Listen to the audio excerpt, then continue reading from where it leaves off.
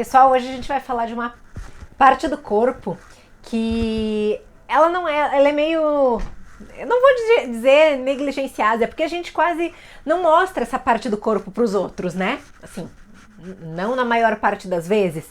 Mas e aí a gente acaba esquecendo um pouquinho dela. Hoje eu vou falar para vocês a respeito dos nossos pés, mas especificamente que me pediram para eu falar sobre pés rachados. Eu sou a doutora Carolina Espanhol, sou médica, roda a nossa vinheta.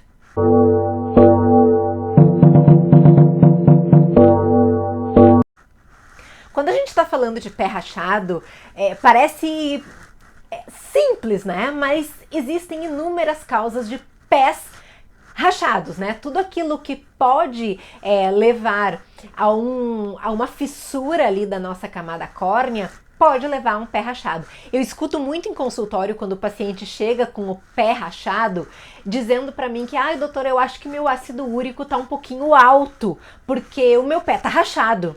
Só que isso é mito, tá, pessoal? Ácido úrico alto causa outra doença. Ácido úrico alto causa gota, não causa pé rachado. Eu não sei de onde que veio essa mistura de ácido úrico com gota. De ácido úrico, ó, já tô até revelando aqui pra vocês, de ácido úrico com pé rachado.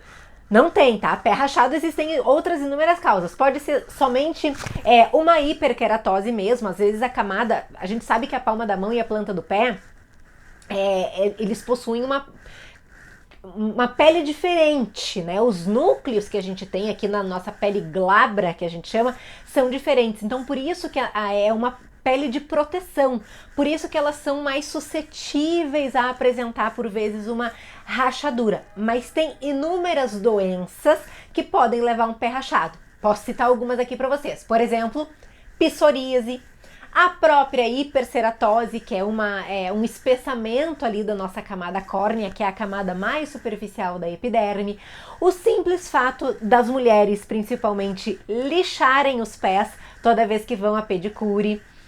Tudo isso pode se traduzir em alguma hiperkeratose palmoplantar também, né? Existem algumas síndromes que podem levar ao espessamento dessa pele, algumas ictioses. Enfim, são doenças às vezes raras, mas que porventura podem desencadear aí um quadro de não só pé, como mão rachando também. Ah, então tá bom, doutora, eu já entendi que tem inúmeras causas, mas não me interessa o meu diagnóstico, eu quero saber como me livrar desse pé que tá rachando, que fica horroroso e por vezes eu não consigo nem calçar um sapato. E é verdade, viu, gente? Eu já vi pés que, meu Deus do céu, a camada ali córnea tá tão espessada, tá tão grossa, que faz literalmente rachaduras, e essas rachaduras por vezes são bastante dolorosas, elas racham de uma tal forma que o pé da pessoa chega a ficar ali sangrando. É muito triste o quadro mesmo, deixar chegar nesse estágio às vezes é bem complicado. E aí, o que a gente tem que fazer para tratar? Bom, todo tratamento vai depender do diagnóstico. Se a gente fizer o diagnóstico correto, a gente consegue tratar de uma forma mais certa. Mas assim, de forma geral, o que a gente pode fazer naquele pé que tá rachado? Quando a gente fala que o pé da gente ou a mão tá rachada, isso se traduz quase que em 100% das vezes em uma camada de pele córnea mais grossa. Eu vou botar uma imagem aqui para vocês entenderem o que eu tô falando.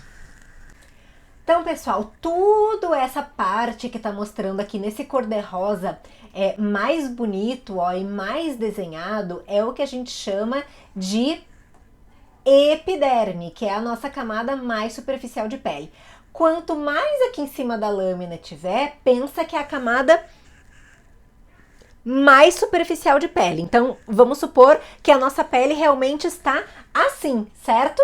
Quanto mais para baixo, mais para dentro da pele.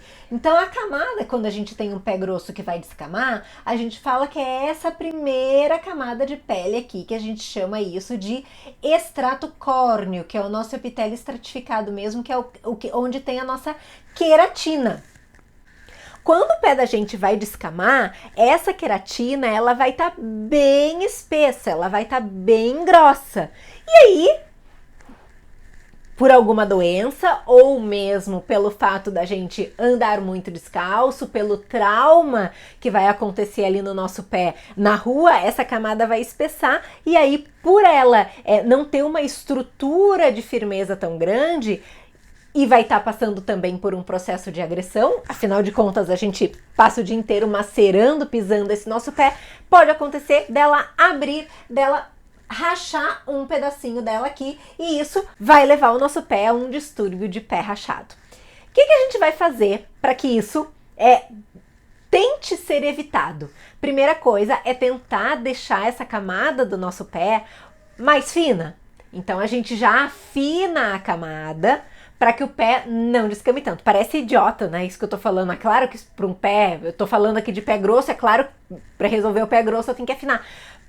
Mas é assim mesmo, tá, gente? Quando a gente vai tratar um pé grosso, a base do nosso tratamento é tentar fazer o afinamento dessa nossa camada córnea, dessa nossa primeira camada de pele, para que ele afine de fato, não dê a oportunidade de acontecer uma rachadura. Quando o pé racha tanto, ele pode rachar tanto que ele racha toda a epiderme, tá? Todas as 4 camadas da epiderme, e por isso que tem pé rachado que até sangra, porque às vezes a rachadura, ela vai até aqui, ó, a junção derme e epiderme.